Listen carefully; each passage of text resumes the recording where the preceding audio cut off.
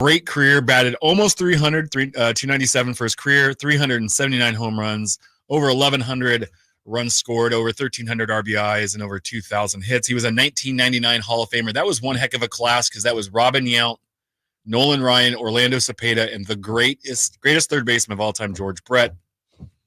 Homer. But no, it's just that's 4 Hall of Famers this month.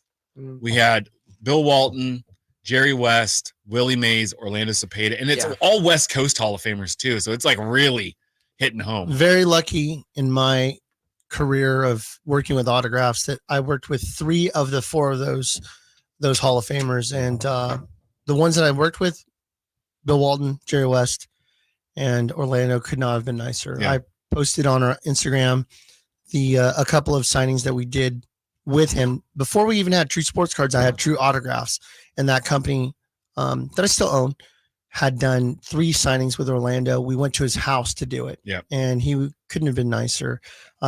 His age was really showing in the last year. He did a signing in Concord. I believe it was like 6 months ago. Yeah, it was like the fall of last year. He didn't look that great. I actually felt kind of terrible that he was out there signing autographs, but that's him and his family's prerogative.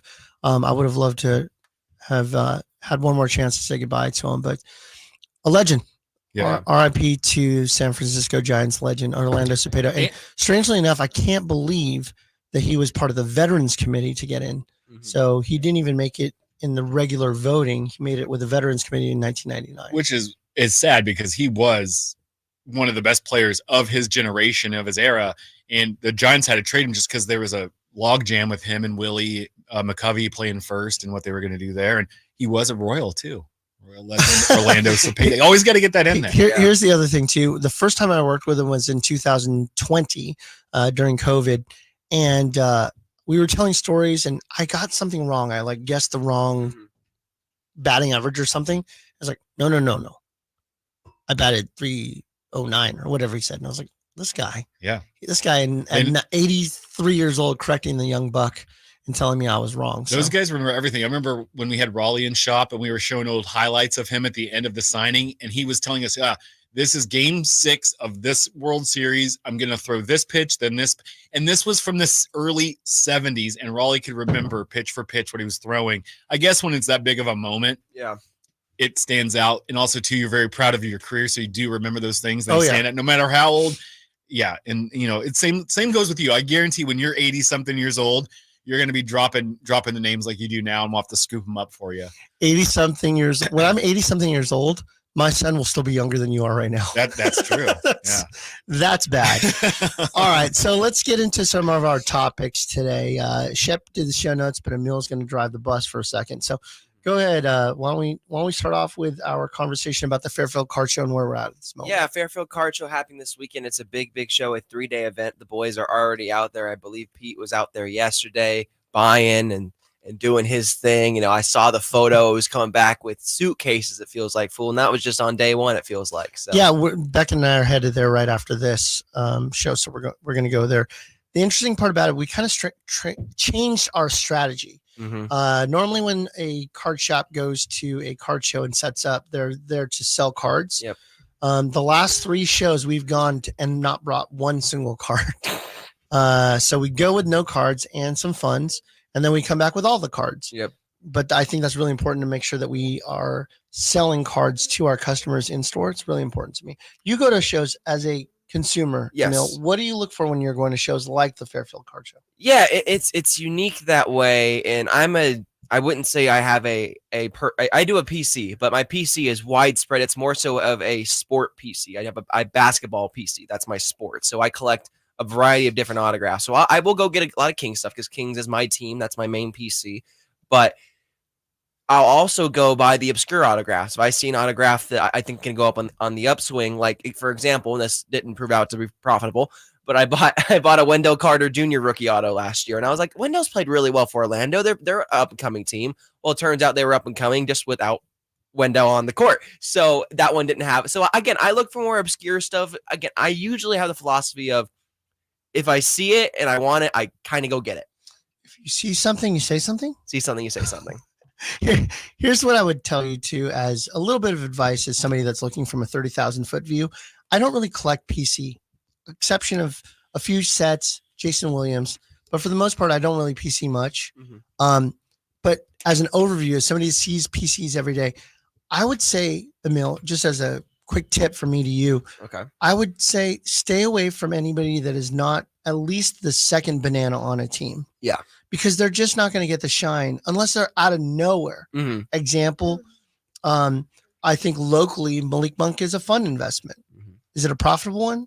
Depends on if he goes on a little hot streak. It does. But outside of Domas and Fox, maybe Keegan even Keegan, you saw a dip in Keegan's his market's weird. His market, the bottom fell out. So Right. weird. So if you think of the two bananas, that's a Jordan and Pippen. Yeah. Right. Paolo and maybe Franz.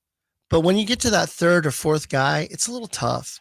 And so as far as the investment side, and I think that's where a lot of people have to make that decision and say, does real life transfer to hobby love? Well, I think the biggest part of it is if you were local in Orlando, probably better because like even last year, Keon Ellis was probably outselling Domas and Fox at shows because he has very little and people were seeking him out because he was the new hot thing and there wasn't a lot of his product out there. And people kind of fell in love as a fan favorite. That's why, like, when we see these products like Topps Archive Signature Series, and you get a Barry Zito auto in there, or you get a Brandon Crawford, or you're getting these guys that, hey, they might have been an all-star here or there, and people are like, well, why is this guy in the product? It's because the fan base of that team, even though he might not have been a huge MLB star, he was a name. Great local. Yeah.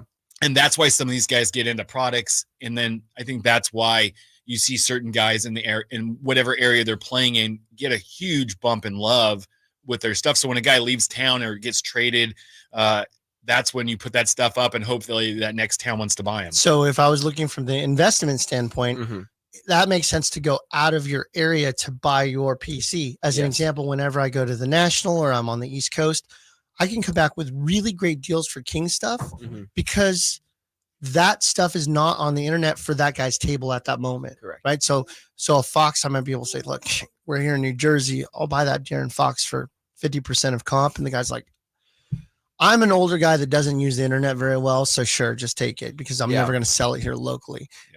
It's, of course, you're going to pay for the travel there at the hotels and the flights and all that stuff. But still, if you're looking for particular cards, it's your chance. I know that you have a particular PC, which I love your PC that you're working on, which is the Downtown of 2017. The first edition, 2016-17 Studio Downtown Basketball. How close are you? I am 3 cards away. I'm the big 3 away. LeBron, Curry, and Kobe. What are we looking at on the fees or something like that? It's getting close to 5 figures probably. He's going to need some overtime. Each? No. Total. It'd be 5 figures. It's a lot. It's a lot of money. When's your birthday? March 2nd. We got a whole year to go. We're fine. We'll see if we can find again. Listen, I'm saving my quarters right now. I did most of the buying during the offseason last year when I started this PC hunt, and I have kind of held off on other stuff and other ventures because it's been Wemby's year. It's been a really big year for me as an investor and a collector to rip product because I know with this current class that just came in, I'm not going to be ripping as much product because there isn't that top rookie that I see long term having that value right now. Can we get into the draft and these guys? Just real quick, 2 other people that are signing at the Fairfield Card Show. Coco Crisp. Today at 11. So in about 45 minutes till Coco Crisp arrives. And then Charlie Garner, somebody that actually wanted for our expo.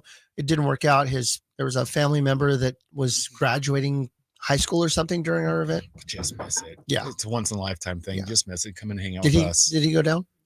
He just sat down. Oh, okay. Sat down. My son. Yeah, he just sat down. Don't worry. My son just collapsed on the ground, just sitting there. He smiled and laughed at me. Okay, so he's good. Yeah, he's good. Well, if I looked at you, I'd smile and laugh too. NBA Draft 2024 NBA Draft. Laughing. Okay. Yeah, man. Go for it. First of all, ESPN, the coverage, not great. No.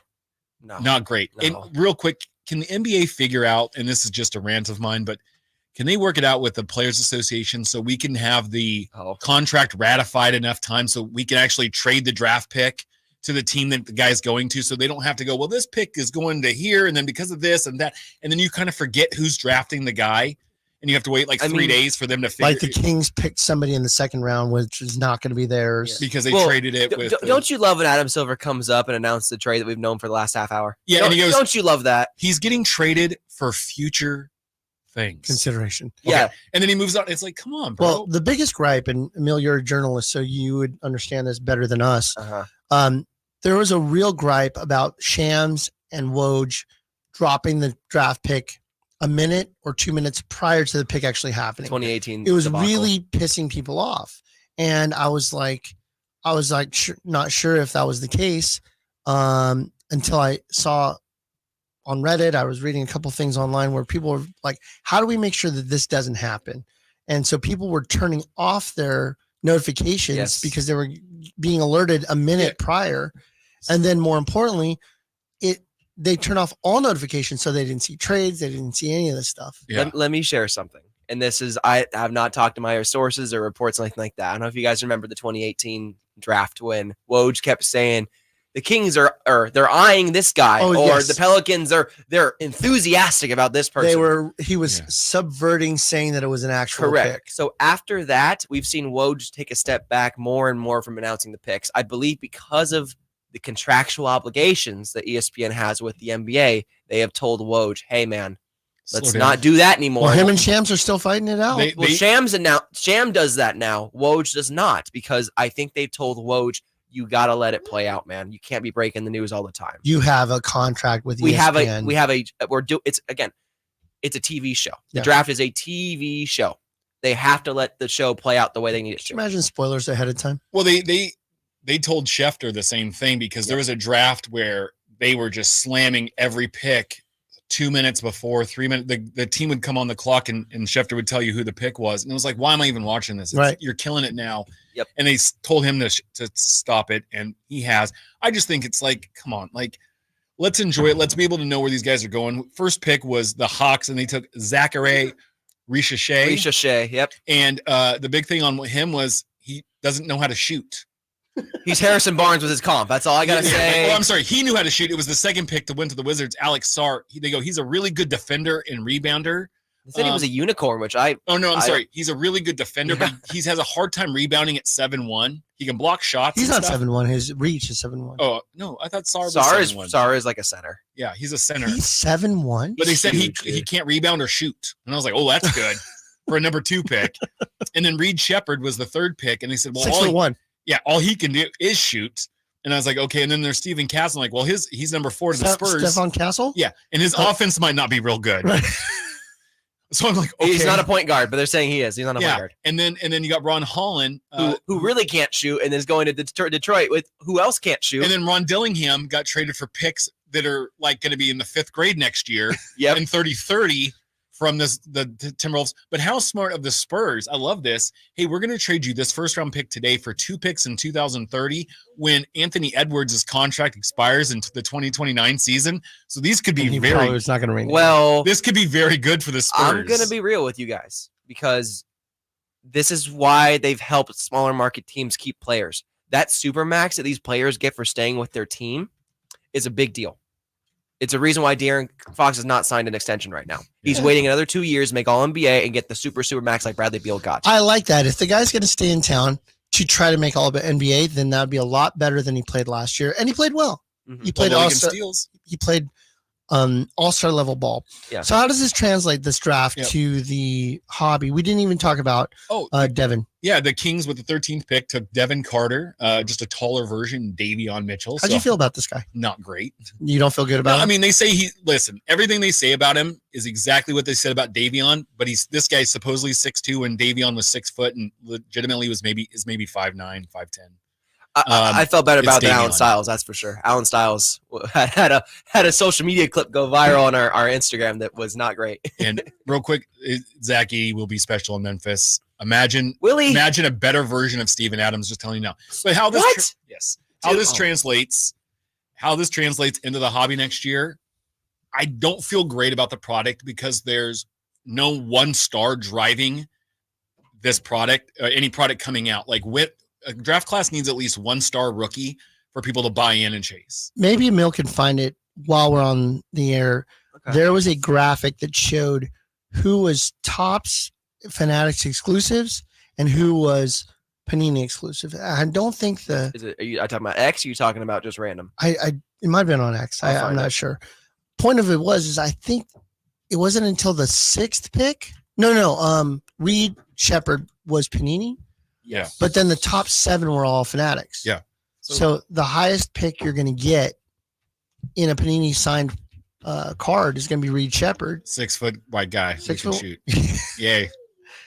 Hey, I saw him dunk twice on this highlight reel. I mean, his dad was a stud at Kentucky, but didn't make it to the NBA. But, hey, we'll see what happens again. And then we had other notable first round. Like I said, Zach Edey went 9 to the Grizzlies. I'm telling you, he's not going to be an all-star. He's not, but he's going to be a team guy that you're going to go, I wish I had that dude on my team. Yeah. That's what he's going to be. And I think he's a Fanatics exclusive because he's he in was all the Bowman stuff already. Yeah, I was going to say that Whitey pulled him in yesterday's box of Inception. Oh.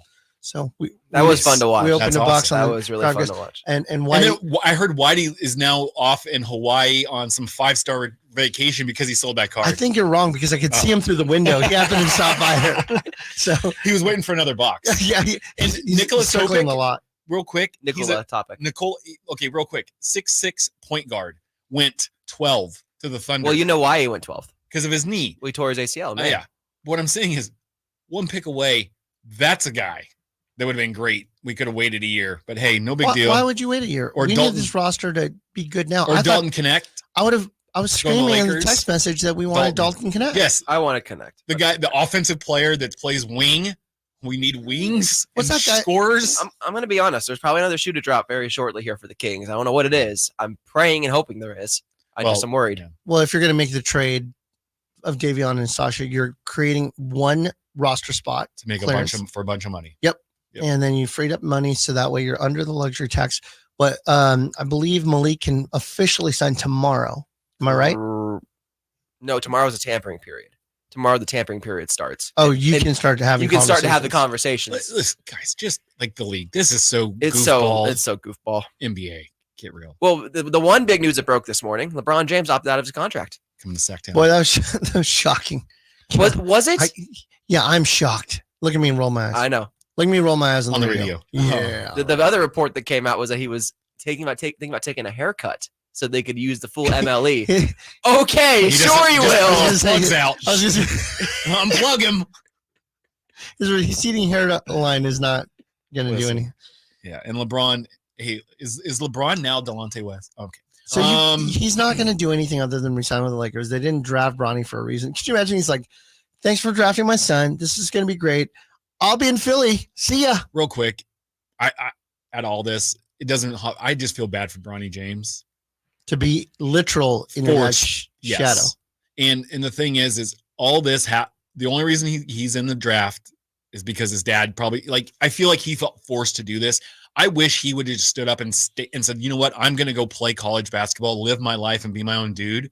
Because I legitimately think he could have been a first-round pick given a year or two to develop. Well, he had a heart issue. I was going to say, people forget that he had Yeah, cardiac arrest. He literally I feel bad for the kid, but all this stuff, and it's like, it's not net. He's a good player. The agent called and said, "Don't take him. The Lakers are taking him. If you take him, he's going to go to Australia." That was I'd have definitely been true. That was definitely true. Bro, I'm taking But him. here's what we and know. Own his rights forever, bro. But here's what we know. He's going to be in Topps Fanatics products Yep. because Yep. Daddy signed the agreement there. So anyway, it's just, Yeah. I feel bad. Yeah. I mean, he'll be a chase on those products. I'm excited. I haven't seen the release date for the 23-24 Topps Chrome basketball that we've all been told about. I haven't seen really a ton of They're still information working more on about it. They're still working on it. But it'd be very interesting to see what that looks like this upcoming, whenever that comes out, and what it means for this draft class with all these guys signing with Fanatics. And it's going to be a slow death for Panini product. And as a person that runs a hobby shop and works in a hobby shop, and it's our living, it's scary to me when basketball product is, it's dying. Well- Because there's a transition period that's going to be a little rough. And I'm glad it's not a great class during this transition period. For my bank account, I'm glad it's not a great class because boy, have I been Wemby chasing this year. And nothing will ever live up to the chase this year for Wemby because it's been such a great fun year to chase a product because Wemby is just one of those guys. and it's going to extend. So when Yeah. Topps Chrome comes out and we have Wemby autographs with what looks like his Spurs uniform. it's going to be one of the hottest products of the year coming out late. and that's going to compete with some of the football product. We're already starting to see football product out there. I believe we have Score coming out Score. in a couple weeks. So real quick, like it's blowing my mind. 2024 Score Oh my gosh. is going to come out before 2023 Donruss Optic Hobby. Now, you've seen Optic Hobby or retail already out there in a blaster form, a mega box form, a retail box that has 24 packs in it. All of these are out there right now. Well, not in the wild, but they supposedly are available in the wild because people are buying them retail and then selling them on secondary market. Some people have brought them into our shop. But how? This is one of the most popular releases every year because you got the shiny rated rookies, the autographs, and downtowns in here. It's been pushed back, which I believe is the fourth time now, to July 19th. Mm-hmm. We have all these products out. Why? Why do you guys believe hobby's been held hostage when, like, this is a product that used to come out in, like, November? Okay, we are in June. It's not coming out till July, and it just keeps getting pushed back. And what are you looking for? Well, Conspiracy Imran has an idea of why. Uh-oh. So when Topps, Fanatics, and Panini are all printing out of the same facility, and it's owned by Fanatics, which is true. Fanatics owns that facility. Yeah. Who do you think is going to be bumped to the front? But how is the retail stuff out and not the hobby? That's what I'm saying. Like, to me, that's what's the goofball part about this is that you have retail out and no hobby, which at this time, everybody's getting their full now. Everybody's eating. Everybody's getting the hollows, the rated rookies. They're getting the downtowns, which they can't get graded because there's no checklist yet, Panini. Hello? But there's also no there is a checklist. They're just not revealing it. There are no numbered colors though in retail, which you're going to get in the hobby. It's the only way that they're going to have it be a good product. Yeah, but people are already taking that money. They're allocating and buying this retail stuff now, getting those cards, and they're already building a surplus ready to drop to PSA to get graded instantly as the checklist comes out. It's just goofball. How are you making a product without a public checklist? It's just, to me, it's a joke. And as you just said, there's no numbered in retail as much. It's more so parallels and colors like that. But the big chase and the reason why this product has been so heavily sought after is because, and you guys can speak to this as shop owners and people who work in LCSs, downtowns have just exploded. The market for downtowns is hot. And repackers are really going crazy. I think that's what's driving the price up because everybody knows if I pull one, I can maybe sell it to a repacker for 95%. Yeah, that's going to pay, and they're going to keep paying up and up and up, and that's what's driving this price up. So what happens to the market? I just want to put this out there. When these repackers start to not do so well, or people start to see like there are good repackers. And what a repack is real quick is somebody that buys a bunch of different cards, puts them in blind bags, and then says, hey, you know what? I have 30 of these blind bags in this case. You're going to come in and they're $100 a piece or they're whatever. We're going to raffle them off and we're going to put one up here and people bid on it on, whatnot and bid it up starting at $10 and bid it up to see how high it goes. And there's certain chase cards in there that are going to $1,000 card. You can spend $100 to get a $1,000 card type thing. Well, what happens when these repackers stop doing this or they go, you know what, we're not paying those prices anymore? What happens to that market? It's going to fall apart because you're relying on a small majority of the hobby to carry and drive your resale business because that's what's driving these downtown prices. There is going to be a point where someone says, no, I'm not paying that. I'm going to stop doing that as a repacker because I'm not making as much profit because these people are demanding too high of prices. I think that it'll end up being a straight drop off. It won't be a trickle to where it's not going to happen. I think it's just going to be a cliff. Yeah. Like where people are like, I'm not going to do this anymore. Like housing market 2008. What's going to end up happening is that when the end consumer says, oh, I've had it, I'm not going to do this anymore. When I paid $100 for a spot and I get a card that's worth $20, I pay $1,000 for a spot and I end up with a card that's worth $300. Yeah. They're gonna be done with it, and when they're done with it, then the repackers won't be able to do that. I think it's just a quick cash grab as fast as they can do it, and for as long as they can. And it's unfortunate, but when the end consumer is hurt and they say enough is enough, and I'm voting with my wallet, That's the end. And that's where I'm at as an end consumer. I don't do breaks anymore because I would rather just buy the box outright and spend a little bit extra because at least I know I'm getting the hits. Or just buy the card you want directly. Exactly. It could be a lot cheaper route. Yeah. Now come down to the shop and boxes. So we've got a particular box that I was going to put on sale, but instead of putting on sale, actually it is kind of a sale if you think about it. Last week, 2 weeks ago on Drive Guys, we opened a box of UFC Midnight. Yeah, new product. Yeah, beautiful product. 7 cards, 3 autos per box. It was awesome product. We have it on our shelf right now at $2.95. Shep, when you get back to the shop, if you don't mind, are you working today? I'm going to be in the shop. Not sure I'll work, but I'll be physically in the building. I have AJ there and Dave, and I think Ethan's coming in, so I might not need to work, but I'll be there. If you do me a favor, if you can add this now as our new special, I'd like to offer this to our listeners as well as anybody else that wants to come into the shop. If they buy a box of UFC Midnight at $2.95 a box, we want you to open boxes in store. Mm-hmm. I absolutely love it. I like seeing the cards come out. I love seeing the hopefully great reactions of somebody pulling something awesome. Yeah. Let's go ahead and do this wonderful special because we have a show here on Sacktown Sports 1140. Let's do 1 free grade with PSA value grade if they buy the box and get it opened in the shop. Then they can pick any card they want out of that box and we can grade it for them for free with PSA. It's a $30 value. Yeah, I was going to say, listen, I'm talking to you in your ear. That's $30 you're giving away. That's fine. I don't care. I'd rather into hot dogs this week, folks. I think we have 11 boxes left. So if you have any interest in coming in, buying a box of UFC Midnight. It's fight day anyway. It is. 300. Well, it was supposed to be Conor McGregor. No one cares. Broken toe. Poor Connor. Oh, they showed a picture of his foot. It was disgusting. Yeah, I wanted to see that fight. You know who else has broken toes? The guy who was fighting today, Alex Pereira. Yeah, he's tough. Yeah, he's gonna lose. Trauma. I'll tell you what though. If I had a 10-10, I would sell it today. If you want to see a disgusting foot, Google LeBron James foot. Oh no! Big Shep's toes, dude. No, LeBron James is on there. Don't if you've already ate, go ahead and Google LeBron James foot. Looks like the dude's throwing up gang signs. Hey, it's so bad. I'll show you my. Yeah. I don't want to see your feet. You don't want to see my Quasimodo foot. No, that's great. You don't want to see that. All right, so we've got a couple of questions in the chat. Yeah. R. Miller's asking, do you guys ever discuss older baseball cards? The answer is yes, we do.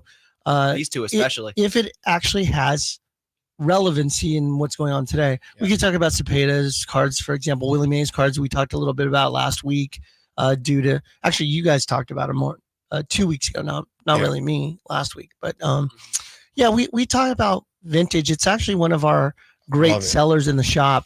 When we talk about vintage, I think of 1975 or earlier. That puts it at, 45, 50 years ago when these cards were. I know. It's getting real close. I was born in 77, so I'm like, oh. Hey, old man. You know what's crazy?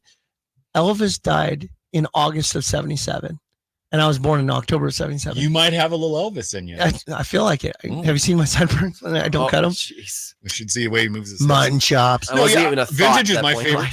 Vintage is my favorite thing. Oh, love it. Speaking of, where is he? Whitey Gleason is in the house right now. Whitey, if you can hear me, because get in here, Whitey, please. Whitey, I'm asking Whitey to come in here because there we go. He's chasing this guy. There he is. You're chasing my kid? What's that? Where's my son? He's right here. I was just watching. Oh yeah, can somebody go watch him? That'd be great. You know, Whitey charges a box per session. Yeah. All right. So Whitey, there's a guy by the name of R. Miller in the chat. And he's very interested in talking about vintage, and who better to know than somebody that was born when the 1954 cards came out. Here you go. You can take over. I'm going to hold my son for a second.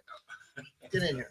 Is this a caller or is this no? It was a YouTube listener that asked, talking about vintage cards. Yeah. And do we talk about them? And I think it's the best. I think vintage is the best because these guys aren't going to go strike out tomorrow.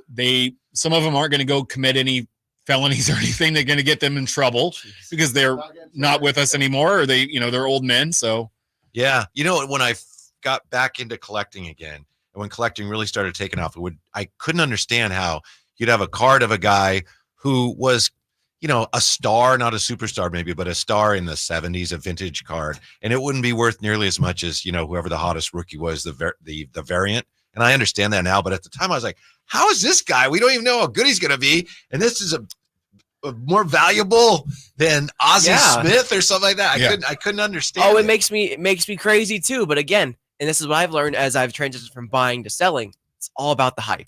yeah, All I know. about I learned, buying yeah. on the upswing. But it's goofballish because I always bring up the example. Joey Bart's first Bowman Chrome auto Mhm. was selling for like $500 to $600, There you go. and the Buster Posey was selling for like $300 or $400. But Posey had done everything Everything. you want a guy to do in his career: Rookie of the Year, MVP, batting title, World Series, Yeah. All-Star appearances, Gold Gloves, everything you wanted. Posey did, and yet Bart, Yes, who was a exactly. number 2 pick overall, hey, awesome, Yeah. was double the price, and look where Bart is now, barely playing with the Pirates. Hell, O'Neal Cruz, Pirates shortstop, a guy that everyone was like, he's going to revolutionize the position. A 6'5" guy that can throw 100 miles an hour and has the speed, and he breaks his foot, and now he's not even an afterthought right now. It feels Yeah. like in products. Mhm. Yeah, but that's just the nature of it, right? Because people are always looking for, ooh, I'm going to get in on the next big thing before anybody knows it's the next big thing, and usually yeah. it's not. Additionally, it comes down to, and sometimes it comes to nationality. Like for example, a lot of Asian buyers love to collect Asian Americans or Asian athletes. Like Jeremy Lin has massive market still, and he hasn't played in the NBA in years. Jimmy Fredette still has a market because of how he went over there and did well in China. What's the from the 70s on? Because the 60s, I don't go much further back than like late 60s. What to you guys is and you may not even know these, Emil, just the most attractive design of the set, aside from the rookies in it, or because like the 72 Topps was one of my first I really got into, Because that It's a says crazy- 1972. Yeah, it it looks does, like it does. 1972 probably yes, felt. Yes, Yeah. yes. Those are cool cards. I would say when I used to have a podcast, and we did a whole March Madness bracket, and at this time it was Oh. perfect a few years ago because there was 64 years of Topps releases. We were able to do it and break it down, and we rolled through in 1954 Topps, which ends up being Ernie Banks' rookie year, is probably one of the best looking that we had from that era. Everybody loves 50, 52 because it's the first, and 53 because of the art. But 54, like, it was a first real nice design and had a lot of color to it. Those early few sets of Topps are very popular, and because of the design, the look. 55 and 56 fall off a little bit because they went, instead of being a vertical card, to a horizontal. So now you had to turn your head, and they were a little bit bigger than the other cards. And so they, 50 and 57 is kind of boring. It's a white border with a yellow name on the bottom. It's not super fun. And also 59 is really hot because they used a lot of color. Again, it's like an oval photo of the guy with a bright color. Bob Gibson's the rookie in that, but he's got like a pink background to him. Okay. And I know what's and what so design you're talking that's really about. cool. Like Mantle has a red background to it, which just pops. I don't know how they chose the colors. It's weird because you hear the stories about Bob Gibson, and he was I'm going to kill you on the mound type guy and live that. And he's got this pretty pink card, and he's smiling in the photo. And you're like, that's not everything Bob Gibson's not. Yep. Can I tell you a Bob Gibson story that actually it's an Orlando Cepeda. He told the story, the late great Orlando Cepeda. Whoa. And Mark Ibanez, who was a legendary Bay Area TV guy, he told us this story once, doing an interview with him. Orlando Cepeda was on, as you know, the Cardinals. They won the World Series 67, 68, they get to the World Series, they lose. 69, he gets traded for Joe Torre. So 1969, the Cardinals are playing the Braves. And so Bob Gibson has Orlando Cepeda over to his house for lunch. And so then they have the game. So it's like, okay, great. They really, as you say, Bob Gibson, a great guy, except, on the diamond, a different kind of guy. So then the game starts. Bob Gibson's on the mound. Orlando Cepeda steps in, and first pitch, knocks him down. And Cepeda gets up and says, Bob, I just had lunch at your house. And he says, well, we're not at lunch now, are we, bleeping mother bleeper? Yeah. Well, the same thing about Bob is there was a guy that homered off of him, I think, in his last start of his career. And Bob never got to face him again until an old timers game like 20 years later. What did Bob do? Beamed him. Yeah. Stuck him in the ribs. Yeah. Because you know what? The last time you faced me, you homered off me. And so now I'm taking you down. So Amil has a NBA free agent update. Uh-oh. Yeah. Breaking coming from Woj. It's nothing with the Kings. Another with But it was a target that we were looking at potentially if he did make it to market. Royce O'Neal has reportedly signed a 4-year, $44 million deal to stay with the Phoenix Suns. Oh, congrats. Yeah. $11 million Good for annually for Royce O'Neal over Okay. 4 years. You know, That's they a lot of gotta- money. Any way they can add somebody, they have to. They're so I mean, strapped. And Overpay? Question mark?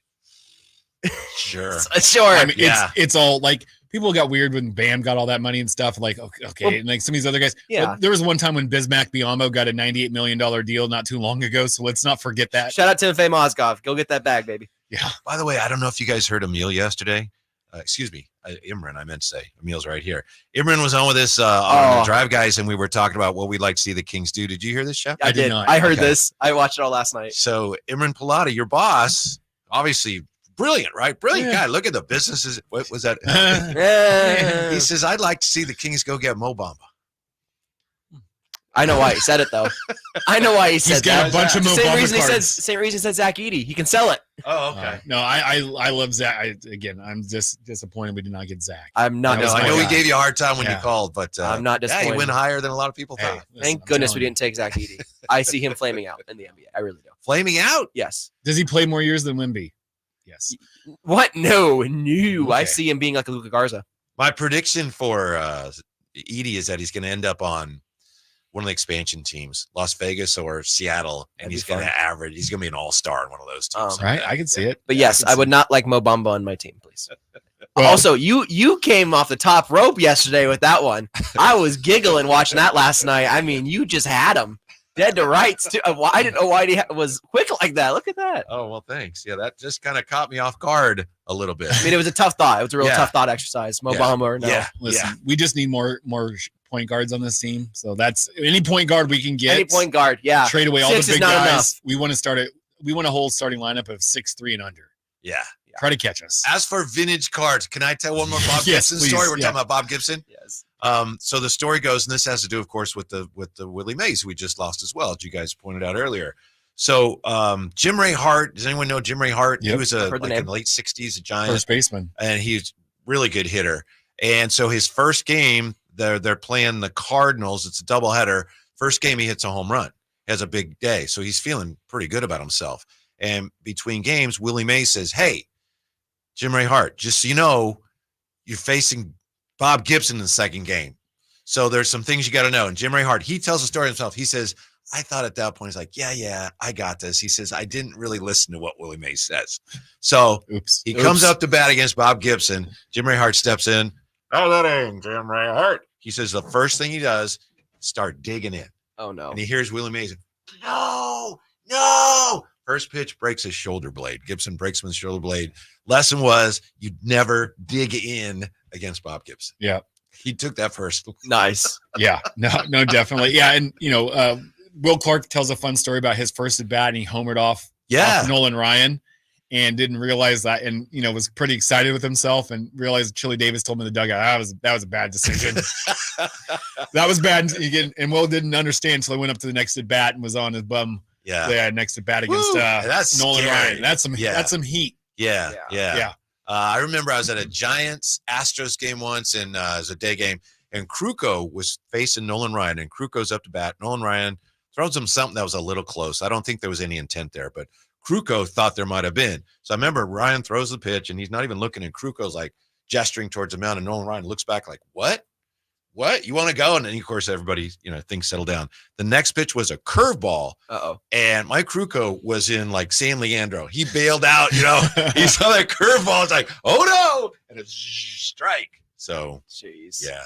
You don't want to mess with those guys. Don't mess with the Hall of Fame pitchers. There's The a hard reason. throwers. There's a reason. I mean, Nolan Ryan's only famous because he's on Jerry Kuzman's rookie card in the 68 top set. 68 tops. Yeah. Which is that it looks like It's like the brown dots kind of it thing. looks like a burlap sack. Yes. Yeah, I which know is- exactly what yeah. set you. Johnny Bench is in there. It's a really, really good set. So. The weird thing about that set is on some of the cards, the dots are bigger. Yes. Isn't it? The hatching looks different. Like Yes. it's not consistent through the whole, Right. because back then they would do like 6, 7, 8 series, depending on, then they would release it throughout the year. Every few weeks you'd get a different print, or months you'd get a different print run of the cards. And so, not all of them look similar. Right. But it's, hey, it takes you back to the 60s. It was fun. And like Yeah. I said, back then they cut all the cards on a Friday. That's why when you get these higher grade cards, because they're centered right. You know, those were well taken care of because these guys didn't care when they were cutting the cards. They just cut them on a Friday. They were going home and looking to go Really? drink that That's paycheck. interesting. You know, I have a Dr. J rookie card, and it is so far off center. You know, it's cool. It's a Dr. J rookie card, but it's not even close. Yeah. It's not even like 60-40. It's like 75-25. My Yeah, favorite something like that. or Yeah. the old ones where it has like it'll say like Walt Bellamy at top, and then Yep. at the Oh, yeah. bottom is Rick Adelman, but there doesn't say Rick Adelman because the card's Right. so cut so poorly. They Yep. they included the bottom You of the last card. You know what's funny? That's still happening. Panini. How many times have you ripped Yeah. open a blaster box and gotten, oh, it's Zion Williamson. Oh, wait, it's not on the back. Yeah, or Now, are those ever worth more? Because there's some Not- people seem to think they are. not anymore. Like that whole thing in the 90s was a really big thing. The air cards are, hey, look, there's a Tim Tuffle, but look in the background, Ricky Henderson's in the card. Tough. Like, oh, the card's worth more because Ricky's in that Tim Tuffle card. I need it. No, that's not the case anymore. No. Unfortunately, the just real quick, we get a lot of calls about this on, hey, I have 1990 Donruss with the wrong birth date, or hey, it's missing the period here, Yeah, or it's man. got an extra period here, or the guy's got a scrape. It's not. They print a bazillion of these cards, and they're not worth any more than the other No. one's worth. People tend to pay for. You know, you'll see people listing them. They're not, guys. They're a 10 cent. I How wish about- they were worth more. How about this one? I got a couple of years ago, Prism. On the front, Yeah, it's Bagley. I think it's an ice Prism. sure. And on the back, it's Vince Carter. Oh Yep, that happens all the time. yeah. Yeah. Panini's got when they You just got Panini'd. Yeah. Because a lot of people, the initial reaction, and one of my initial reactions was, whoa, Yeah. this is probably really rare. For example, But you look on eBay, an it's like, example no, it's not rare. an example this year. Now Val Venus, shout out Val Venus in the chat, just put it Yeah. in there. Panini put Chris Duarte on Colby Jones Yeah. rookie cards multiple times, multiple times, And they on don't look- big cards too. and they don't look close or wear the same jersey number. It's super not right. And then, real quick, Topps did something. There was a pitcher that was traded from San Diego to Pittsburgh, and he's in Series 2 Topps. And so they didn't have a picture of him when they printed the product in a Pittsburgh uniform, so they photoshopped, which happens. Yeah. But what's different with San Diego and Pittsburgh is jersey number on the belly. And this pitcher was wearing 21 with the Padres and got traded to Pittsburgh. Well, he doesn't wear 21 because that's retired for Clemente. Mhm. Well, on the card, they photoshopped the number 21.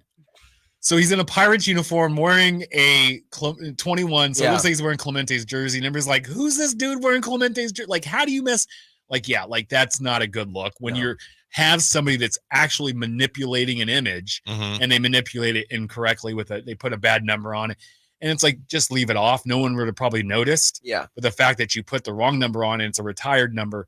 Kyle Filipowski that got drafted in the second round for the Jazz this year Yeah. held up a jersey, Jazz jersey number 32, like it was his.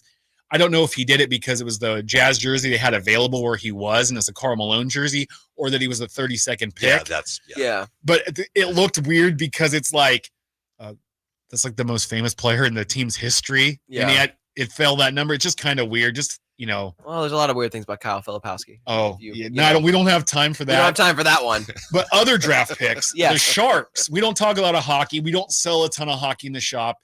Connor Bedard drove a lot of hockey sales this year for us so Yep. far. But San Jose had the number 1 pick last night, We did. and it was a no-brainer pick from what I understand. Yes. A young guy, 18-year-old center, Macklin Celebrini was the number 1 pick. Found out his dad is a strength and conditioning or a player development guy been with the Steph's Warriors. trainer for a long time. Yeah. Mhm. And so he's getting to go to San Jose, familiar with the area. It's great. Bring him back home. He was playing at the University of Boston or Yeah. Boston University, which is, if you guys don't follow college hockey, is like playing at UCLA or One of the biggest. Duke, KU. It's one of the big schools. They're you always go in the to. Frozen Four. He's 17. He was the youngest winner of the Hobie Baker Award, which is the NCAA's top hockey player. He was just tremendous. I think that it's really the Sharks won like 19 games last year. They were. They played abysmal. 82 and they won 19. So they were really, really terrible. They were purposely losing. Yeah. It was like, So now they got a kid, and hopefully they can do this, and maybe it'll drive some hockey collecting locally. Let me ask our guest, Whitey Gleason. Yes, Gleason, yes. with the potential of the Sharks, I'm not gonna say they're back, but them getting a generational prospect Mm-hmm. similar to Connor Bedard, does that increase your interest in potentially getting back into the hockey realm?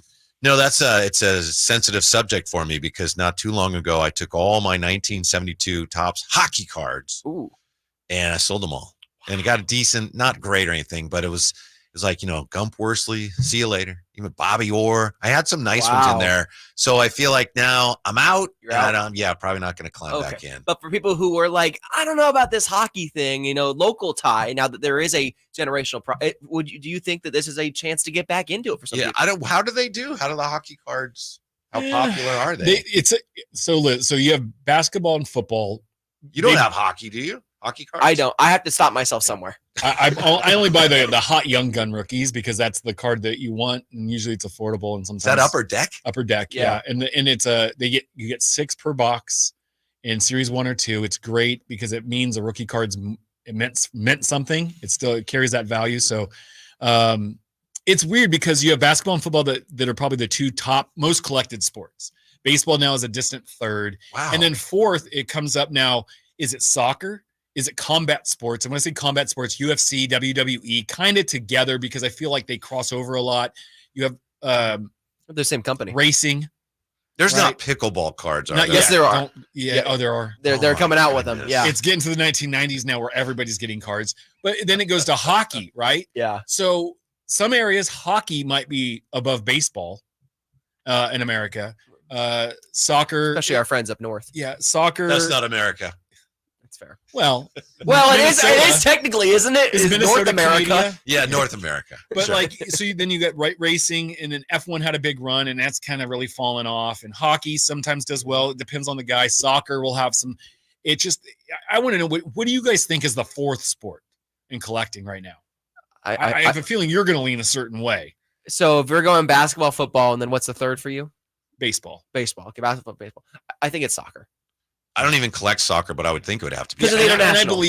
believe that soccer's there, and it's just hard because hockey is really tough because again, it's not played everywhere. Mhm. It's one of those things, a game you have to grow up with, and it's just but when a local team has the number 1 pick and it's a no-brainer, I think it's a good thing, and hopefully will drive some people to get some interest in hockey because I remember I knew zero about hockey in 1990. And then all of a sudden in 91, the Sharks came around. Was it 91 or 92? I was a young kid. And we started playing street hockey. We all got plastic sticks. Yep. We had an orange Milek. round ball. Milek is the maker of Okay. those. And we would Milek's go street out hockey. and we didn't know what we were doing. We were just hitting a ball and with, Yep. a stick at each other. Back Like we when were kids playing, played outside. yeah. Instead of stickball, we were playing hockey. And that lasted all about 3 weeks with us because we had no idea what we were doing. And we went back to playing baseball, but we tried. Yeah. But what I'm saying is it could bring some life back. But something interesting I saw floating around the interwebs this week on IG was there is now a new slot machine from PSA in Vegas. It was at the Plaza Hotel. Now, I don't know if this is a nice hotel or is it downtown hotel or is it a strip hotel? I think it's down. It sounds like it might be a downtown hotel. But now they have a vending machine that has PSA 10s in it. And you can select if you want Pokemon or if you want sports cards. And you throw your $50 in and hit the button, and it's going to give you a PSA 10 of either, if you chose Pokemon, you get a Pokemon PSA 10. You chose sports, you're going to get a sport PSA 10 for $50. Now, one, how many times are you playing this game? Are there any guarantees or what do I know about what I could get? From what it sounds like, that's the information you're given. Yeah, Oh, and boy. you can't pay in cash. It has to be by card too, is what I've learned. Yeah. So you drop 50 and you can get a PSA 10, like 1987 Rick Aguilera tops? Worth about $10. Well, the example. Or can you get a LeBron? No. Again, the example I saw on the internet was someone did a Pokemon. They got a Charizard art illustration card, and it was I think it was $25 or $30, so they lost about half the value. Again, you get what you pay for. Mhm. Respectfully, it's gambling. It is degenerate gambling at its finest, and you get what you pay for. So you might get more than $50 card, or you might get a $10 card. That's the beauty of Vegas. Yeah, I would need to know what I have a shot at. I want at least a chase card or two. Yes. Like, let me know what I'm trying to get into. Again, this is the ultimate repacker, right? Because PSA is grading these cards and then putting them in their own slot machine. To me, that's a tad hinky because, like, could you grade a card to 10, even though it's maybe not a 10 because you need, hey, Emil, I need 6 more PSA 10s to drop in our slot machine. Can you find some for me? Here's some Sure. cards. Just give me those. I 10. just dropped these on the corner walking up the stairs. Can you give these 10s real quick? Don't worry about those corners. Just cut them off. It's a nice design though. It's a nice PSA box, and it comes Yeah. comes to you, but that's all you get. And there's again the information is sparse. But how many times you gonna try at least once? I'll do once. You do it one time. I'm okay losing $50 one time. One time. After that, it's a bad idea. As I sit here now, I say, oh, I wouldn't do that. If I were there, I'd do it at least once. And if the first one was halfway decent, I'd be in at least twice. I think And that's the beauty of Vegas. yeah. Yeah, I exactly. think if you do it and all your friends are with you, then Yeah. it's got to be like a pact. We're all gonna do this. Especially late at night when Yeah. you've been out having a good time and you come back. Oh, a slot machine with cards. Zoop, zoop, Yep. zoop. I just won $1,000. Let's see how fast I can lose Oh, a it. buying Charizard cards. hollow. No idea, but yeah, I love it. Well, as we wrap up Yep. today, I just want to say thank you all for listening to us on Sacktown Sports 1140. For Emil, for Whitey, for Imran, for Beckett, it's Big Shep. We appreciate y'all. Come down and hang out at the shop, 6661 Stanford Ranch, Rockland. We're open every day. Come see me. I'll be there all day today. As well as at the Fairfield show. Go check us out there and everything going on. We'll be back next week. Whitey, thank you for being here today, Just man. leave it. Well, Just leave it. I love it. I love it. Thanks, See you guys. next week.